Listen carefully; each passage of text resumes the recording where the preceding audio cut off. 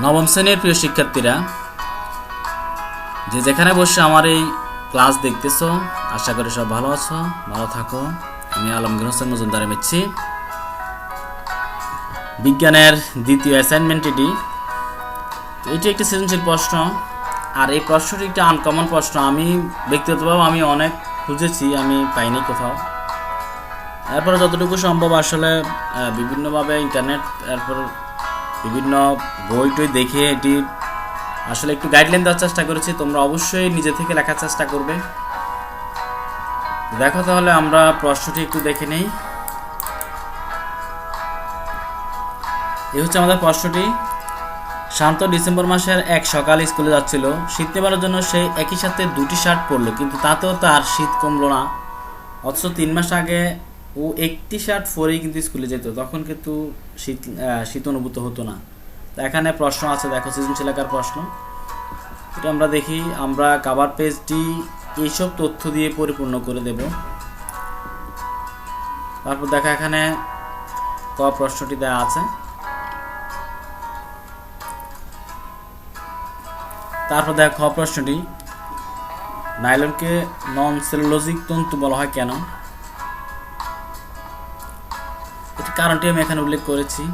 এটি সেলুলোজ দিয়ে তৈরি নয়, অর্থাৎ এটি সেলুলোজ নয়, এমন পদার্থ কার্বন, হাইড্রোজেন, নাইট্রোজেন ইত্যাদি দিয়ে পলিমারকরণ বিক্রিয়ার মাধ্যমে তৈরি হয়।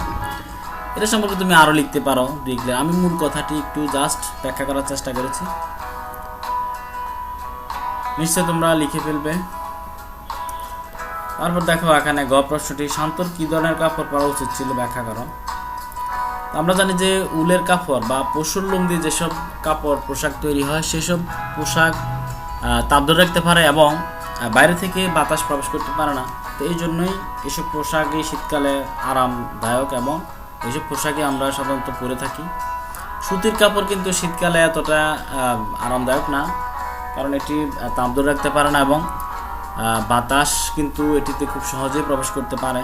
তো এইসব কারণেই মূলত তার উলের পোশাক বা পশুর লোম দিয়ে যে পোশাকগুলো তৈরি করা হয় সেগুলি পরা উচিত। এটি তোমরা লিখে ফেলতে পারবে। আসলে এটি অনেকটাই কিছুটা বিজ্ঞানসম্মত, কিন্তু কিছুটা আমাদের প্রাত্যহিক জীবনের সাথে সম্পর্কিত। তারপরের প্রশ্নটি হচ্ছে, দেখে নিই প্রশ্নটি। শান্তর ভিন্ন ধরনের অনুভূতি, অর্থাৎ গরমকালে যখন সে একটি শার্ট পরেই স্কুলে যেত তখন কিন্তু তার শীত অনুভূত হতো না, কিন্তু যখন শীতকাল আসলো তখন সে একটি শার্টের পরিবর্তে দুটি শার্ট পরেছিল, কিন্তু তার শীত অনুভূত হচ্ছিল, অর্থাৎ তার শীত কিছুতেই কমছিল না। তো সেই ক্ষেত্রে আমরা বুঝতে পারতেছি যে শীতকালে বায়ুর আর্দ্রতার কারণে বা তাপমাত্রার কারণে আসলে আমাদের এই সব অনুভূতি হয়ে থাকে। তো এটি আমি একটু বিস্তারিত এখানে যতটুকু সম্ভব ব্যাখ্যা করার চেষ্টা করেছি, বাকিটুকু তোমরা নিজেরা কিছুটা গুছিয়ে তারপর লিখবে। তো এই বিষয়টি অবশ্যই নিজে থেকে লেখাই ভালো। তারপর আমি জাস্ট গাইডলাইন হিসাবে, আমার অনেক শিক্ষার্থীর আসলে রিকোয়েস্ট আছে যে স্যার এটি তো আমরা করতে পারতেছি না, তো সেই নিরিখে আসলে এটি টিউটোরিয়াল করে দেওয়া। তো ভালো থেকো, দেখা হবে নতুন কোনো ভিডিওতে। আল্লাহ হাফেজ।